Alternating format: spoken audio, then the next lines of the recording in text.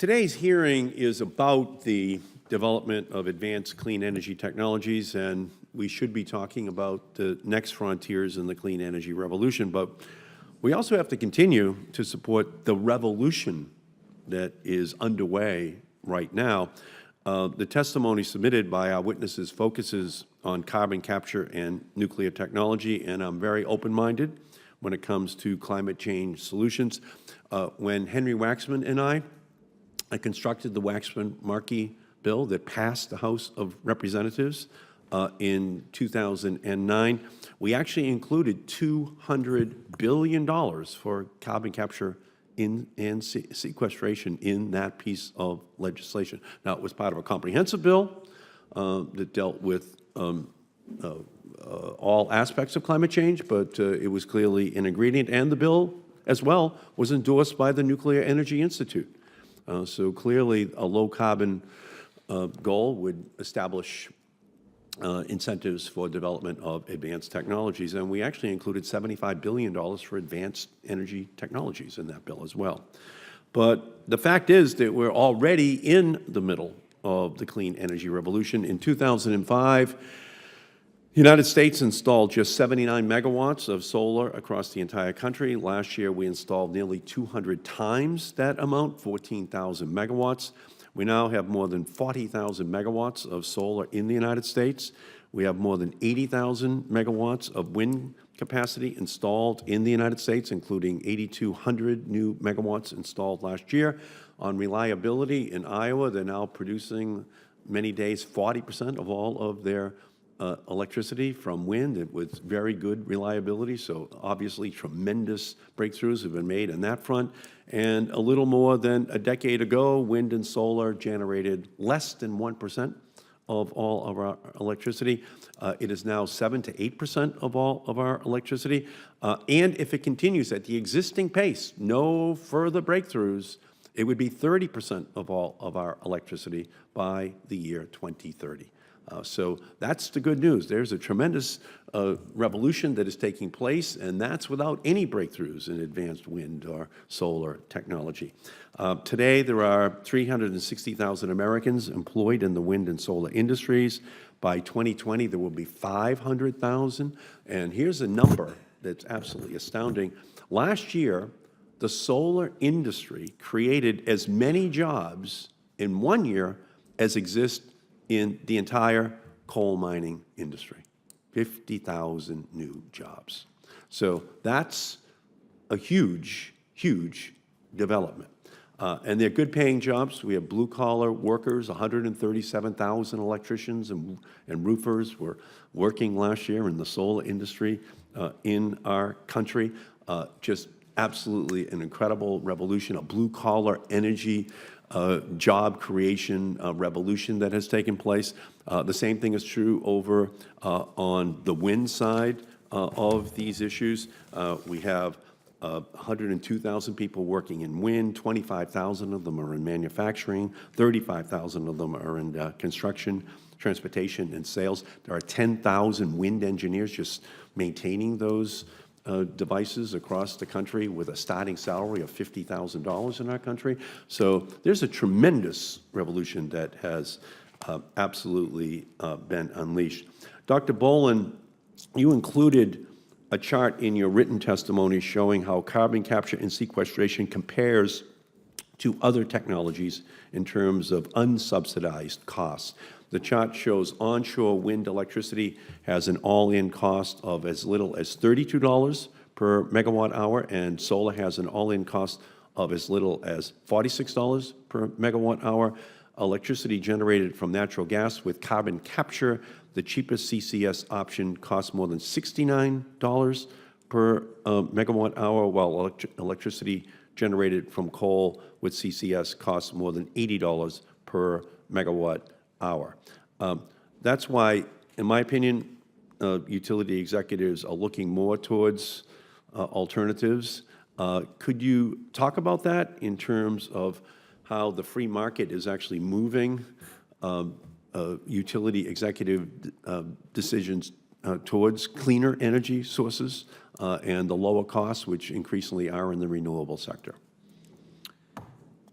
Yes, Senator. First of all, I want to emphasize I'm a scientist and not an economist, and the figures that I quoted were from an analysis by those who are expert in that, Lazard, but others do it too.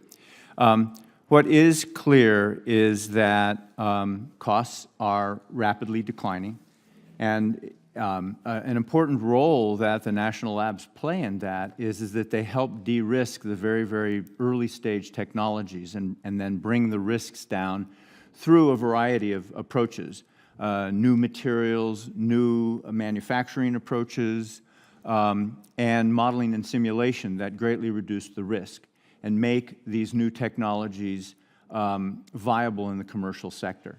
And it is a fact that, for example, the natural gas revolution in this country was founded on $200 million of federal investment, and that led to industry being able to take that over. I know George Mitchell from Mitchell Energy likes to talk about the role of industry, but it was preceded by some significant federal investment in hydraulic fracturing and wells, long horizontals.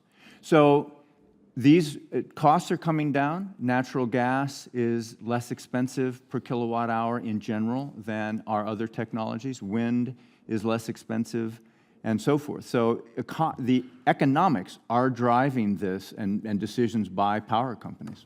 Yeah. So, Senator, may I continue just for one more question, please, Madam Chair? One more. Okay. Thank you, Madam Chair. Senator Whitehouse and I have introduced legislation to extend the tax credits for offshore wind through 2025. The entire tax break expires for wind at the end of 2019. And offshore wind is clearly a huge potential job creation opportunity with very low greenhouse gas, non-existent greenhouse gas production. Could you talk a little bit about that, the offshore wind revolution, and what you think that might portend for the future as well, and the kind of focus that we should have upon that as well, Mr. Bohlen, if you could? Without moving into the policy issues, Senator, what I can say is we have examples around the world where offshore wind has been incredibly impactful. Denmark, for example, has very, very significant offshore wind, and they are moving towards powering their entire country in that way. So the answer is there's enormous potential, and how that develops will be a matter of state policies and so forth. Yeah, and from my perspective, the same winds that brought the Pilgrims to Massachusetts can also power our industry and our homes. The winds, as they've been mapped by the Department of Interior, indicate that off of our coastline is the Saudi Arabia of wind. And so to the extent to which there is a movement towards new generations of electrical generation capacity, I think that wind has to be solidly in that category, and any tax breaks, any incentives that are created should include them as well, because the potential is vast. Thank you, Madam Chair. Yeah, Boston is the fourth most vulnerable city in the United States to climate change, and it's the eighth most vulnerable city in the world in terms of economic impact. So, you know, we're very conscious about this issue. It has tremendous implications for our well-being. And just going back to the colloquy that I was having with the chairwoman earlier, there was a problem with the siting process for wind off of the coast of Massachusetts. But what has happened now is they're pursuant to the 2005 Energy Act, although the Bush administration did not act on it, they should have.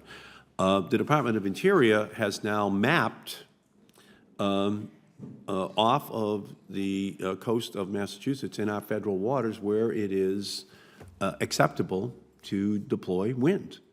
And the state of Massachusetts has now established its goal of deploying 1,600 megawatts of offshore wind over the next 10 years.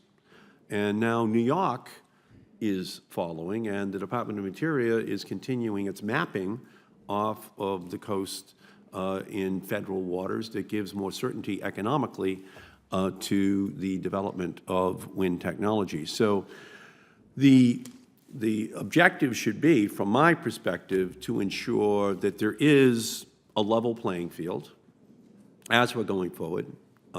Yes, we need to help with carbon capture and sequestration. Yes, we need to look at the Nuclear Regulatory Commission and its regulations, but we also have to make sure that the barriers to entry for offshore wind, for the continuing development of solar, are also taken into account so that it's a race. And as we know right now, this race does have wind and solar now sprinting out towards a minimum of 30% of all electrical generation.